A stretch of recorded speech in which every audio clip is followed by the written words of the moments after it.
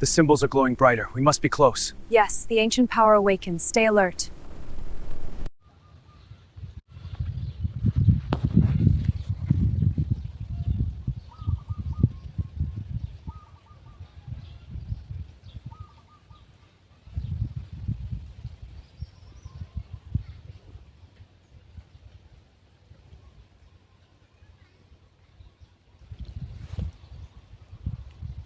Bantu pisora,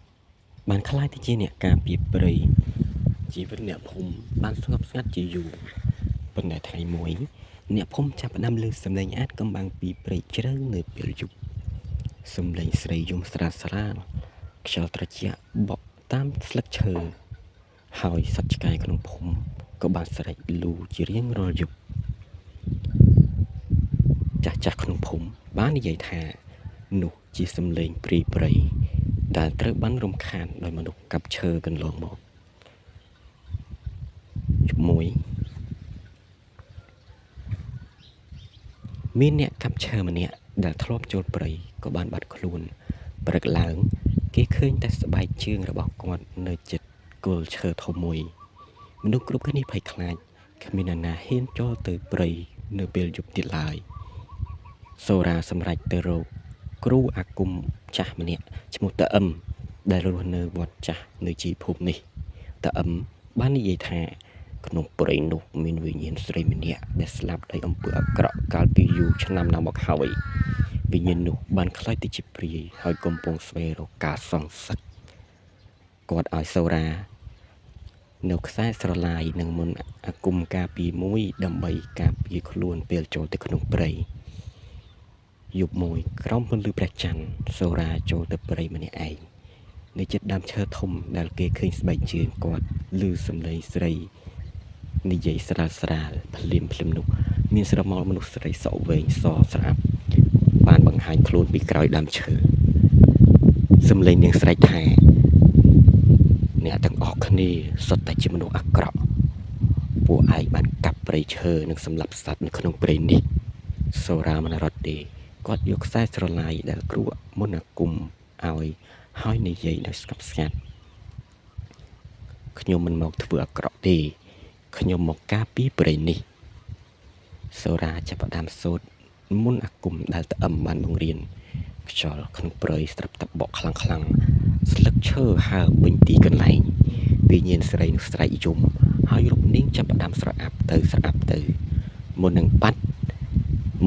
ទៅនាងបាននិយាយស្រាលមកថាបើអ្នកពិតជាអ្នកការពារព្រៃនេះខ្ញុំនឹងមិនរំខានអ្នកភូមិទៀតទេចាប់ពីថ្ងៃនោះមកសម្លេងអាចកំបាំងបានបាត់ទៅអ្នកភូមិអាចចូលទៅព្រៃរកឫសថ្នាំឈើនិងផ្លែឈើដោយសុវត្ថិភាពវិញគេជឿថាសូរ៉ាមិនត្រឹមតែជាព្រានព្រៃទេប៉ុន្តែគាត់ក៏ជាមនុស្សដែលមានចិត្តបុណ្យ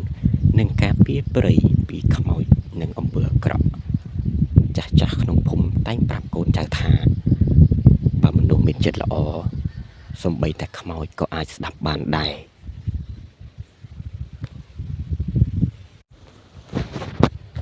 ក្រោយពីសូរ៉ាសូត្រមន្តសម្រាលវិញ្ញាណព្រៃទាំងមូលក៏ចាប់ផ្ដើមស្ងប់ស្ងាត់ឡើងវិញអ្នកភូមិចូលទៅព្រៃរកឫសរកថ្នាំនិងផ្លែឈើដោយមិនភ័យខ្លាចទៀតទេប៉ុន្តែគ្មានអ្នកណាដឹងថានៅក្នុងព្រៃជ្រៅជាងនោះនៅមានអ្វីមួយកាន់តែអាក្រក់និងកំពុងកើតឡើងថ្ងៃមួយខណៈសូរ៉ាដើររកឫសថ្នាំក្នុងព្រៃគាត់បានឃើញប្រាសាទបាក់បែកចាស់មួយដែលគាត់មិនធ្លាប់ឃើញពីមុន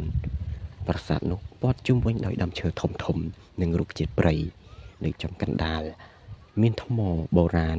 ដែលមានសញ្ញានៅមុនអាគមបុរាណចារនៅទីនោះភ្លាមនោះគាត់ឮសំឡេងស្រាលដូចជាមនុស្សសឹកកំបាវាសូរ៉ាមើលជុំវិញខ្លួនតែគ្មាននរណាម្នាក់ទេពេលគាត់ជិតចាក់ចេញស្រាប់តែខ្យល់បក់ខ្លាំងហើយមានផ្សែងខ្មៅលេចចេញពីក្រោមថ្មបូជានោះសូរ៉ាបានដឹងភ្លាមថាមានន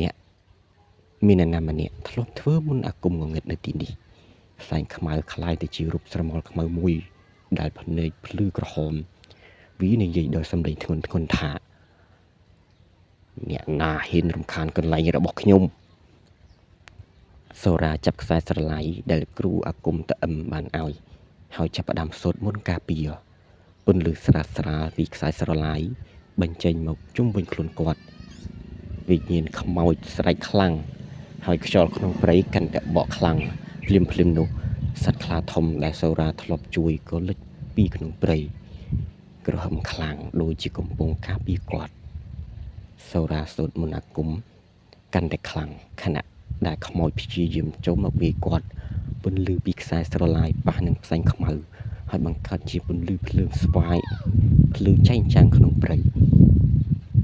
បន្ទាប់ពីពេលខ្លីវិញ្ញាណខ្មោចក៏ចាប់ផ្ដើមស្រែកខ្លាំងវាស្រែកថាថ្ងៃនេះអ្នកឈ្នះតែថ្ងៃមុខខ្ញុំនឹងត្រឡប់មកសងសឹកអ្នកវិញបន្ទាប់មកវាបាត់ទៅក្នុងភាពងងឹតបន្ទាប់ពីហេតុនោះសូរ៉ាបានទៅជួបតាអឹមវិញគ្រូអាគមបាននិយាយថាអ្នកឯងមិនត្រឹមជាព្រានព្រៃទេតែអ្នកឯងកំពុងក្លាយទៅជាអ្នកការពារព្រៃពីវិញ្ញាណអាក្រក់ចាប់ពីពេលនោះមកសូរ៉ាមិនត្រឹមតែជាការពារព្រៃពីមនុស្សអាក្រក់ទេប៉ុន្តែការពារព្រៃពីខ្មោចនិងមន្តអាគមងងឹតទៀតផង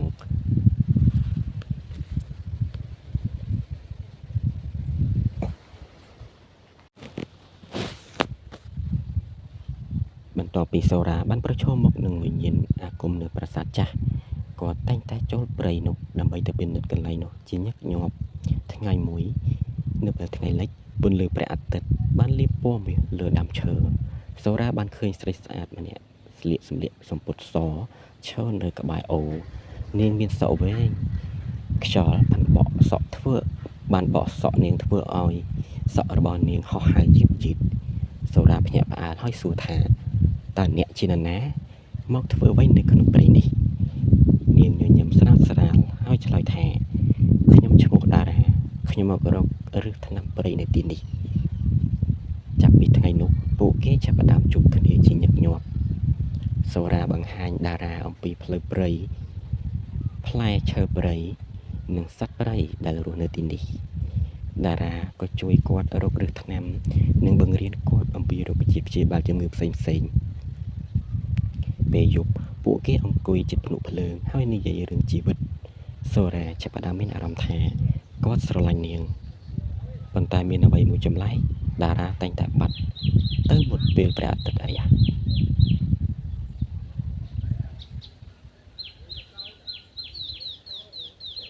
យប់មួយពេលព្រះច័ន្ទពេញបូរមីសូរ៉ាបានតាមដានតារាចូលទៅក្នុងព្រៃជ្រៅនៅជិតប្រាសាទចាស់នាងឈប់ដើរហើយនិយាយដោយសំឡេងស្ងប់ស្ងាត់សូរ៉ាអ្នកត្រូវដឹងពីការពិតមួយភ្លាមនោះខ្យល់បក់ត្រជាក់រាងកាយនាងផ្ដើមស្រអាប់នាងនិយាយទាំងភ្នែកពោពេញដោយទឹកភ្នែកខ្ញុំមិនមែនជាមនុស្សទេខ្ញុំគឺជាវិញ្ញាណដែលត្រូវបានមន្តអាគមចងនៅក្នុងប្រាសាទនេះសូរ៉ាភ្ញាក់ផ្អើលប៉ុន្តែគាត់មិនរត់ទេគាត់និយាយថាទោះអ្នកជាអ្វីក៏ដោយខ្ញុំមិនខ្លាចអ្នកទេខ្ញុំចង់ជួយអ្នកតារាបានប្រាប់ថាកាលពីយូរមកហើយមានគ្រូមន្តអាគមអាក្រក់ម្នាក់បានសម្លាប់នាងហើយចងវិញ្ញាណនាងនៅទីនេះដើម្បីការពារមន្តអាគមរបស់គេសូរ៉ាទៅរកគ្រូអាគមតាអឹមហើយប្រាប់រឿងទាំងអស់តាអឹមនិយាយថាមានតែបុណ្យអាគមមានតែមុនបុណ្យខ្លាំងបំផុតទេដែលអាចដោះវិញ្ញាណនោះបានប៉ុន្តែវាអាចជាគ្រោះថ្នាក់ដល់អ្នកប៉ុន្តែសូរ៉ាមិនខ្លាចទេយប់មួយក្រោមពន្លឺព្រះច័ន្ទពួកគេទាំងពីរបានធ្វើពិធីមន្តអាគមនៅប្រាសាទចាស់ខ្យល់បក់ខ្លាំងសំឡេងវិញ្ញាណងងឹតស្រែកពេញព្រៃប៉ុន្តែសូរ៉ាបន្តសូត្រមន្តដោយចិត្តរឹងមាំភ្លាមនោះពន្លឺភ្លឺចេញពីថ្មបូជាហើយខ្សែអាគមដែលចងតារាគឺបានបែកខ្ចាត់ខ្ចាយតារាឈរមើលសូរ៉ាដោយភ្នែកពោពេញដោយទឹកភ្នែកនាងនិយាយថាអ្នកបានសង្គ្រោះខ្ញុំប៉ុន្តែវិញ្ញាណខ្ញុំត្រូវទៅកន្លែងស្ងប់ស្ងាត់ហើយពន្លឺស្រាលចាប់ផ្ដើមព័ទ្ធជុំវិញនាងមុននឹងបាត់ទៅនាងញញឹមហើយនិយាយថាសូរ៉ាស្នេហារបស់អ្នកបានដោះលែងឲ្យខ្ញុំចេញពីភាពងងឹតបន្តមកនាងក៏បាត់ទៅក្នុងពន្លឺព្រះច័ន្ទទៅសូរ៉ាឈរនៅម្នាក់ឯងក្នុងព្រៃប៉ុន្តែគាត់ដឹងថាស្នេហានោះ មិនដែលបាត់ពីចិត្តរបស់គាត់ឡើយ។